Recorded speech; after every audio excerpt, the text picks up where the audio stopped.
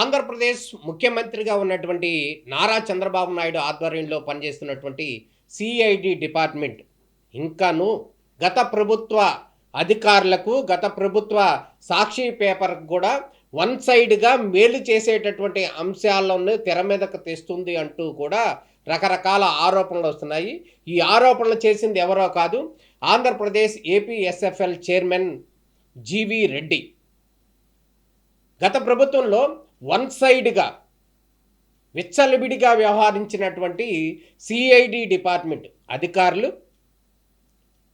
గత మాజీ ముఖ్యమంత్రిగా ఉన్నటువంటి చంద్రబాబు నాయుడు మీద అనేక సందర్భాల్లో విజయవాడలో కావచ్చు, హైదరాబాద్లో కావచ్చు, ఢిల్లీ వెళ్ళి కూడా ప్రెస్ మీట్లు పెట్టి ఆరోపణలు చేసినటువంటి వారి నిబంధనలకు వ్యతిరేకంగా ఆరోపణలు చేసినటువంటి సిఐడి అధికారులు ఇవాళ తాజాగా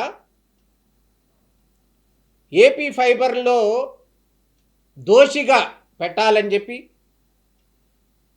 ఛార్జ్ షీట్లో A1గా పెట్టినటువంటి చంద్రబాబు నాయుడికి సంబంధించినటువంటి అంశంలో న్యాయస్థానం కొట్టివేసినటువంటి సందర్భంలో అప్పటి అధికారులు ఇచ్చినటువంటి ఆడిట్ ఏదైతే ఉందో ఇది సరిగా లేదు అంటూ కూడా న్యాయస్థానం పూర్తిగా కొట్టేసినటువంటి సందర్భంలో ఆడిట్ రిపోర్టులను తొక్కిపెడుతున్నారంటూ కూడా సాక్షి పత్రిక విస్తృతంగా ప్రచారం చేసినటువంటి నేపథ్యంలో సిఐడి అధికారులు ఎవరైతే ఉన్నారో గతంలో ఎట్లయితే పనిచేశారో అదే స్థాయిలో సిఐడి డిపార్ట్మెంట్ మీద అనేక రకాల ఆరోపణలు చేస్తున్నటువంటి సాక్షి పత్రిక మీద, ఆనాటి అధికారుల మీద, ఆ ప్రభుత్వం మీద ఎందుకు చర్యలు తీసుకోవటం లేదు, ఎందుకు ఆ ఆరోపణలు ఖండించటం లేదు అని స్వయంగా జీవీ రెడ్డి ప్రకటించారు.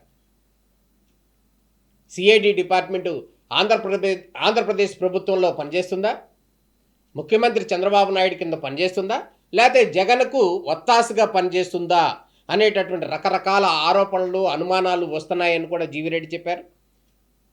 సిఐడి డిపార్ట్మెంట్ కనుక తమ డిపార్ట్మెంట్ మీద వచ్చినటువంటి ఆరోపణల నేపథ్యంలో స్పందించకపోతే జీవీ రెడ్డినే స్వయంగా వెళ్ళి సిఐడి డిపార్ట్మెంట్ మీద ధర్నా చేయడానికి కూడా సిద్ధపడుతున్నాను అని కూడా సంచలన ఆరోపణలు చేసినటువంటి పరిస్థితి కనపడుతుంది.